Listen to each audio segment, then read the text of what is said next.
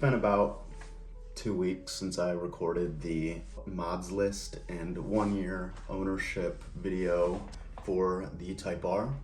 Since it's blowing up, of course, the only logical next step would be outlining what's next, because modifying cars, as most people probably know, there's no such thing as stopping, whether it's replacing things, supporting things, improving even further. There's really no such thing as modifying a car and then just being done. I mean, there's obviously the people who are like, I'm gonna put an intake, exhaust, wheels and tires, and then tune it, and that's it. Not people like me. So, as of right now, I want to go over the list that I currently have. There's a couple things that have already been ordered. I did say that I was gonna take it easy on modifications while I'm waiting on the wheels, but I gotta keep myself busy. I gotta do something. Not necessarily do something to the car, but I don't really have another hobby. I have other things I enjoy doing, but this is my main thing. So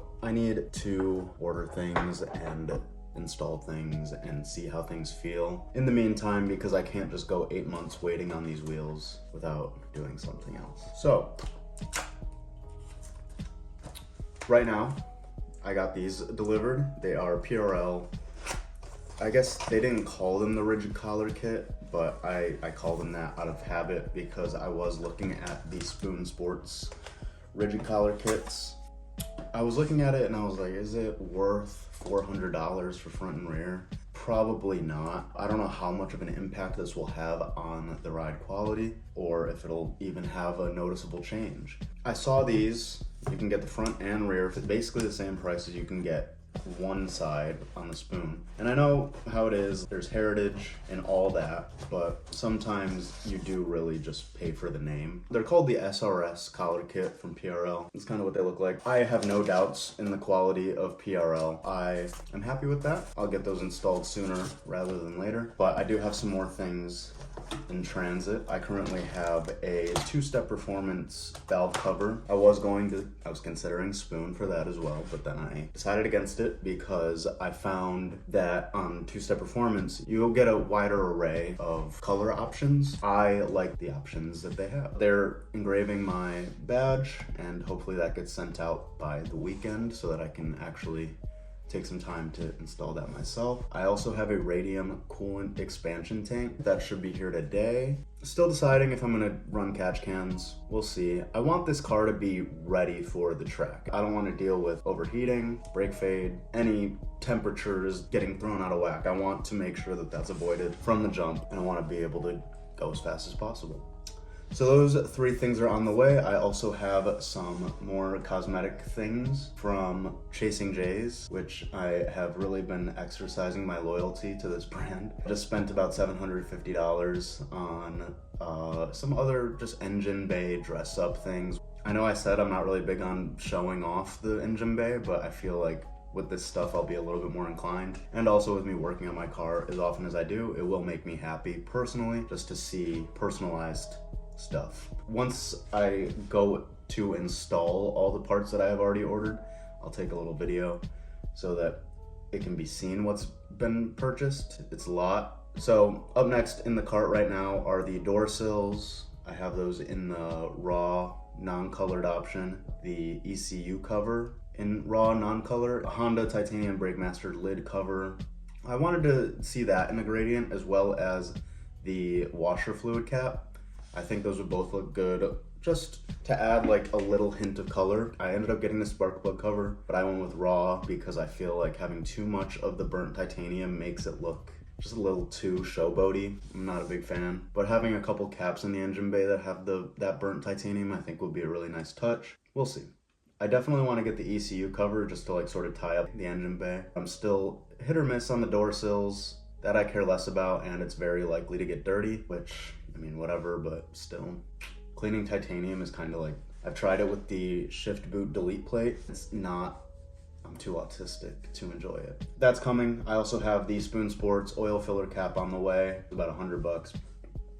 brutal. I also want to see if maybe I should get the reservoir tank cover, the little sock that they put on it. I just think it's cute. Once all that stuff is getting installed, I'll try and record installing it, but I'm not really big on recording myself installing things.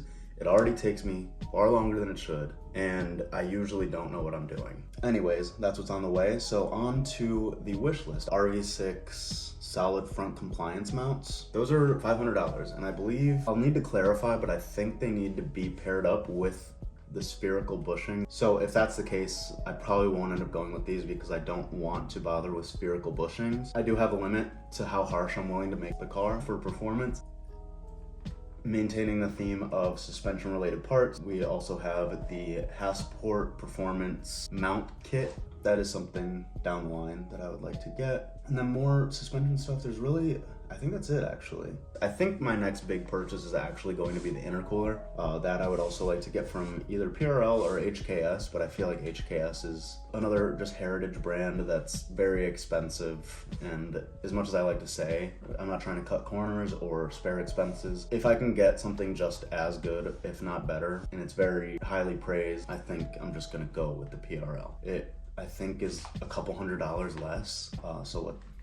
I'm not planning to spray paint the logo into it either way, so I'm going to get that, and I'm going to get the charge pipes. I'm a hog when it comes to putting stuff in the cart. I will put it in there and leave it in there for months. Some companies just delete it, but PRL actually leaves it for a while. So I have the intercooler for $850 and the charge pipes for $335. Okay, they took those off sale. They were on sale when I made this list because it says the charge pipes were $285 and the intercooler itself $679. Holy smokes. So yeah, those are not on sale anymore. That's gonna be pretty pricey. That's gonna be more than I expected. I also have listed here the Spoon brake hose set. I don't really have any commitment to Spoon. I do really like the brand.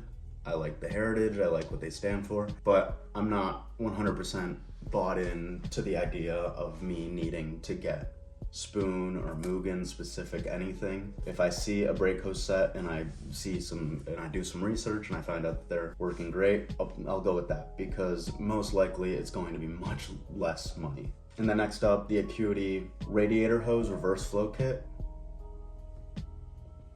Have heard they do good things.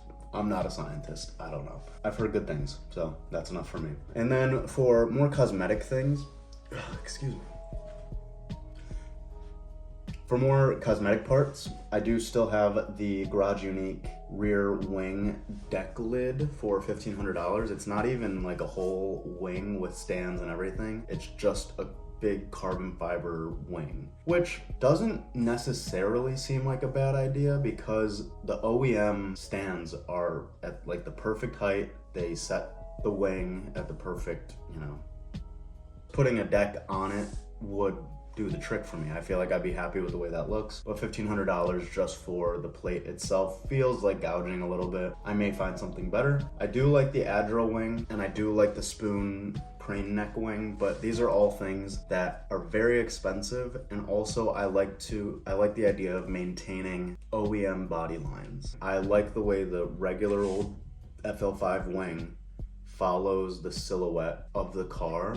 I'll throw up a picture just so, because I can't explain anything for the life of me. I think that the Garage Unique doesn't follow it exactly perfectly. It's a little bit closer than the Adro or the Spoon wing, because those both have very sharp edges that move contrary to the rest of the car's body lines. I am more doing this for appearance, and if it's not following the appearance I'm going for, then it's not gonna work for me. Enough about the wing. That just about does it for the cosmetic parts. I do have the wrap that I may or may not go with. This is a tough decision because wrapping a car isn't permanent and you don't need to live with it forever. Well, I mean, no matter what, you don't have to live with anything forever, but it is still an expensive overtaking. If I get a wrap for however much money, and then I pay people to wrap it for me, I'm still gonna be about $6,000 in the hole. So I need to make sure that I'm gonna like it. I can't lose that much money. I'm taking my time with that decision. I'm happy with Championship White. I am simply doing this kind of because of my ego. Anytime you see an FL5, it's Championship White. I've seen a couple boost blue, but I haven't seen any black. I haven't seen any red. I know they have specific names, but I don't remember them. Championship white is like the main color and everybody has it. And anytime you have a Honda car meet with FL5s, it's gonna be like 90% championship white. I want it to stand out, not necessarily for other people, just for me, because I think that it's all about making the car personal to me. So that would be a big